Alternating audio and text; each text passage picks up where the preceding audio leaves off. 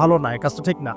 আল্লাহ পাক আজকে আপনাকে হয়তো 1 কোটি টাকা দিয়েছেন, কালকে আল্লাহ না করুক 1000 টাকার জন্য মানুষের কাছে হাত পাততে বাধ্য করতে পারেন আল্লাহ পাক। এমনও কিন্তু দিন আসতে পারে, দিন সবার সবসময় সমান থাকে না। আজকে আপনার কাছে 1 কোটি টাকা আছে, কিছু মনে হচ্ছে না। কালকে কে জানে, আল্লাহ না করুক যে 1000 টাকা কারো কাছে চাইতে হচ্ছে, 1000 টাকার জন্য ঠকে গেছেন, হতে পারে না?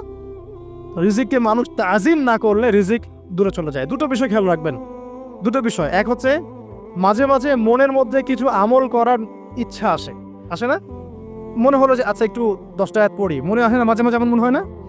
ওই সময় এই এই যে মনের মধ্যে যে এই ইরাদাটা জাগ্রত হওয়া, এটাকে আমরা বলি ওয়ারিদ। অন্য ভাষায় আপনি বলতে পারেন মেহমান। কি বলতে পারেন? এটা আল্লাহর পক্ষ থেকে আপনার কলবের মধ্যে মেহমান হিসেবে এসেছে। এখন আপনি যদি আমলটা করেন, সেই মেহমান বারবার আপনার কলবে আসবে। যদি আপনি ওই সময় আমলটা না করেন, মেহমান চলে যাবে।